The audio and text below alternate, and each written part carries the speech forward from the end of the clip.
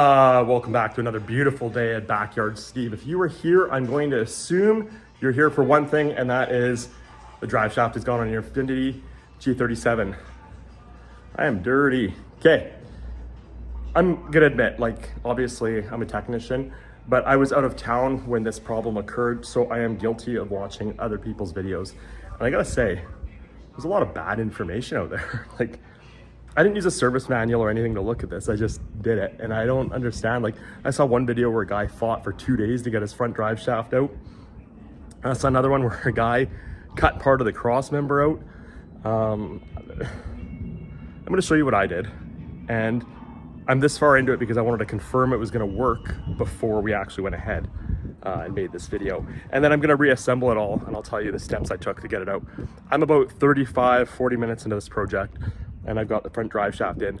This car has 300,000 kilometers on it, and that's why I'm so dirty, is because it's my kid's car. It sees a rough life.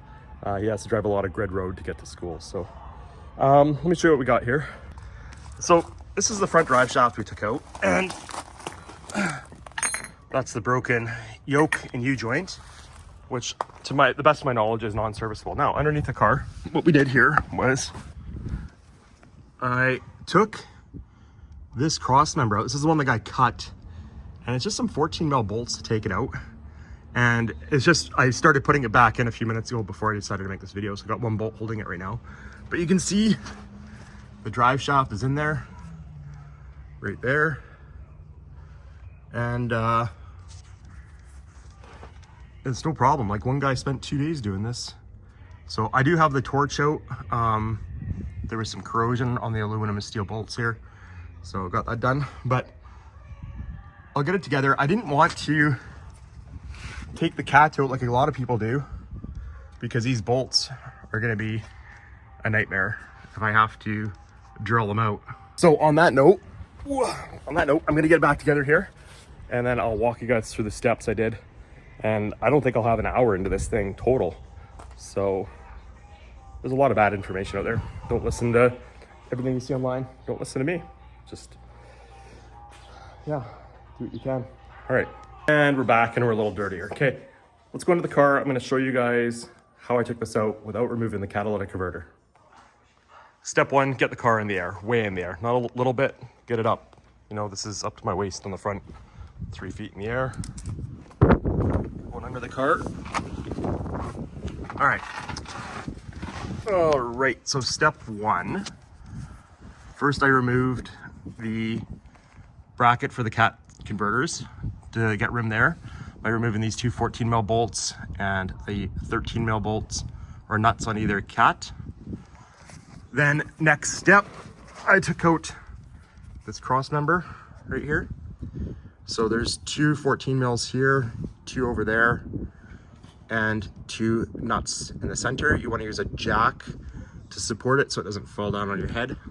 It won't hit the ground, it'll just come down in a hurry. Next, I removed the 22 mil on the O2 sensor and plugged it here. It was hot glue gunned before, so I put a little more on there after to keep the connector in there because it's broken. Next step from there was I took out all of these 14 mils across here, and across there. This thing weighs about 50 pounds, so be careful when you lower it. And then I took out the 5/16 4 bolts that hold the drive shaft on at the front, and I lowered it down this way through here, pulled it off the splines back there, and that was it. Pretty straightforward, not bad at all. Total time, I'm thinking I'm about an hour into it. I don't actually know what the time is because I'm using my phone. Oh, you know what? I started this movie, The Waterboy, here when I started this job. So I can find my remote here. We are 56 minutes in. 56 minutes. So as mentioned, there's a lot of bad information out there. There was one video where I watched, took the guy 2 days to get it out. Other guys are cutting things. I didn't cut anything, I didn't break anything, I didn't take the cat out.